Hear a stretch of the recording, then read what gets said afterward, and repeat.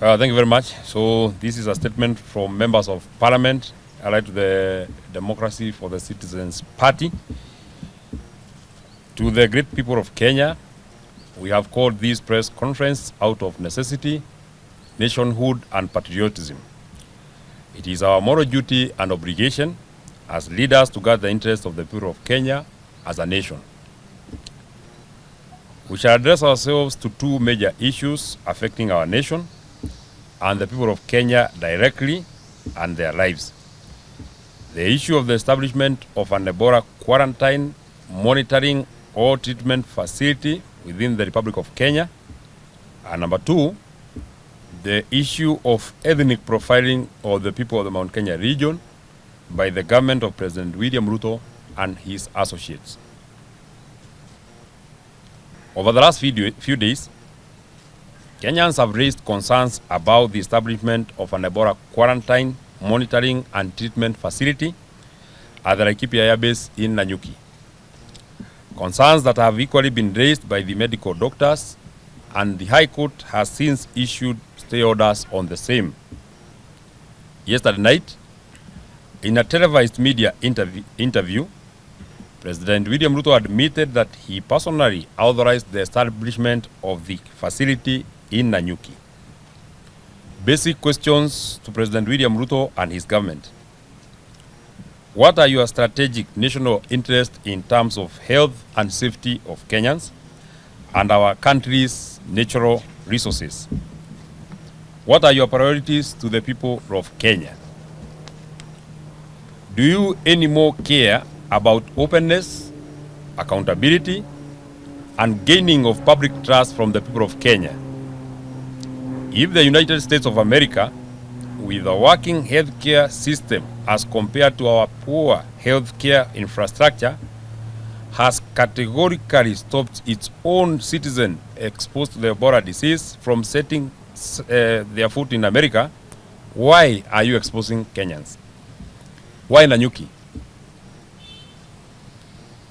In terms of natural resources, are you willing to make material public disclosure of the mineral deposits that are seemingly attracting international interests? Are you aware that the US Safe House Foreign Affairs Committee has urged the USA government to take Americans home for treatment and not dump them in foreign countries? We join the people of Kenya, the health professionals, in saying no to this Ebola facility in Nanyuki or elsewhere within the territory of the Republic of Kenya. Kenyans' interest must come first, Mr. President. On the second issue, like all other Kenyans, we are greatly alarmed by the targeted, well-oiled ethnic profiling of the people of the Mount Kenya community. This leaves us with no choice but to tell the people that they are under siege from the man they voted for as president, Mr. William Ruto. Apart from denying them development, maiming and killing their children, issuing shoot-to-kill orders, the president has now orchestrated a 41 versus 1 narrative to sever the people of the Mount Kenya region. In particular, the Kikuyu, Embu, Meru, and Tharaka communities.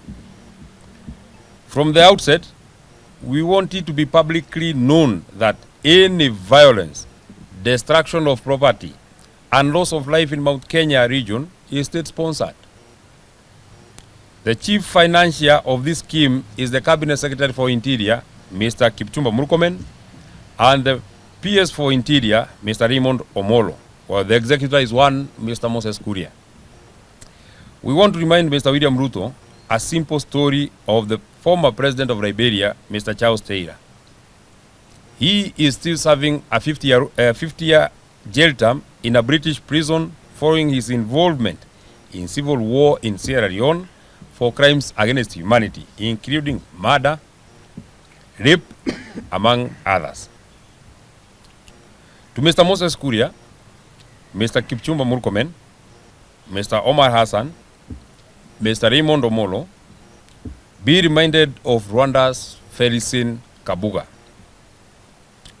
Kenyans have not forgotten the 2007-2008 post-election violence.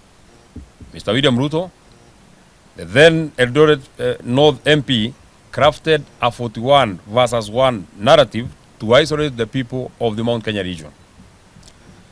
We remember that over 1,300 Kenyans lost their lives. Hundreds of thousands of Kenyans lost their property and homes. Some Kenyans are still in IDP camps 20 years later. Mr. William Ruto and the UDA Secretary General, Mr. Omar Hassan, a notorious hate monger and tribal terrorist, have a better story to tell. We do not know what bitter obsession the two leaders have with the people of the Mount Kenya region. 20 years later, we know that Mr. William Ruto is more vicious, is more bold, is more brutal, is more bitter, is less caring, is too bloodthirsty, is well networked, is more resourced, is better experienced to cause electoral violence and state-sponsored violence and terrorism. This is just to subvert the will of the people and ruled by the iron fist in the 2027 elections. Mr. William Ruto, we want to advise you and your warmongers that Kenyans are more superior and more enlightened. The world is more alert, and ICC is closer to you than ever before. The world must watch the brewing state-sponsored violence and culture of goonism in Kenya, courtesy of Mr. William Ruto and his mafia. He is more emboldened by the fact that his former lawyer, Mr. Karim Khan, is the chief prosecutor at ICC. 2027 is not 2007. 2027 is not 2007. And neither is 2007, 2027. This profiling, tribal and ethnic incursion, and smear campaign will not be tolerated. The people of the Mount Kenya region are free to live anywhere in this country and do business with others. Fellow Kenyans, we want to take you back to the Gen Z protests of the year 2024 and the year 2025 and the subsequent Sabasaba Day protests.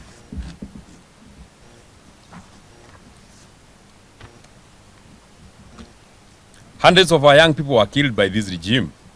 We have buried some, and others have never been seen. We have not forgotten. Other young people were pushed through the courts of law under terrorism charges, but they were later released because these were trumped up charges by the government of Mr. William Ruto.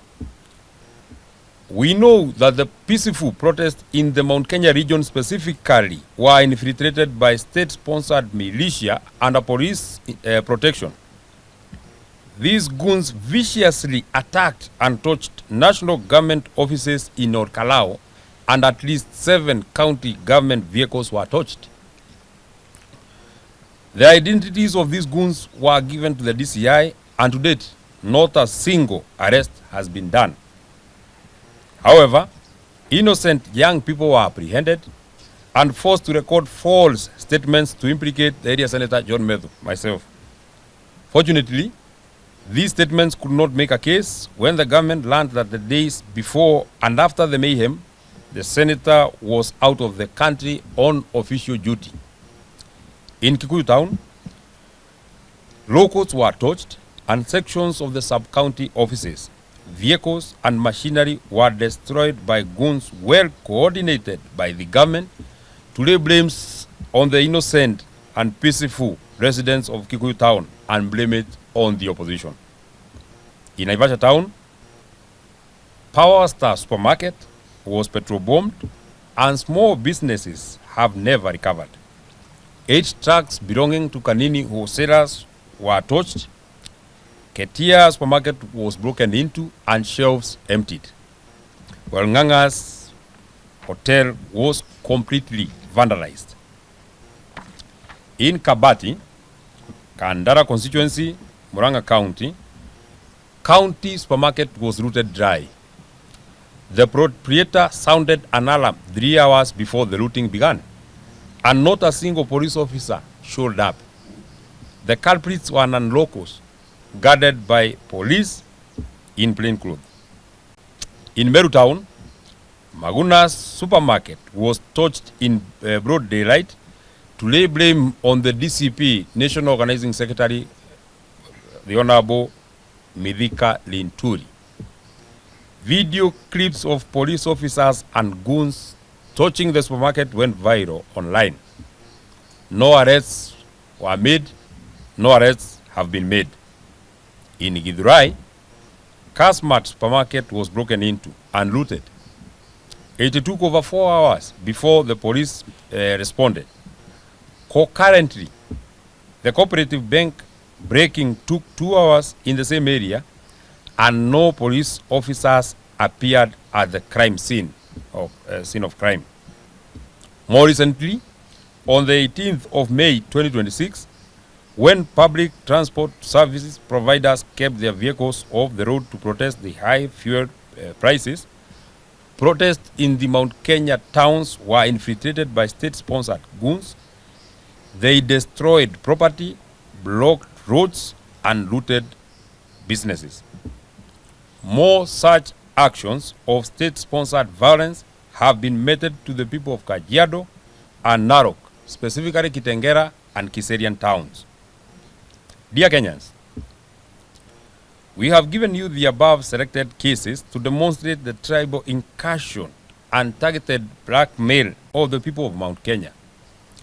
2 weeks ago, at State House, Mombasa, Mr. William Ruto and Mr. Kithure Kindiki and UDA allied MPs of the Mount Kenya community within prompted Mr. Omar Hassan, the venomous UDA Secretary General, and Mr. Amason Kingi, the Speaker of the Senate, to a tribal offensive against the people of the Mount Kenya region. The script was well executed.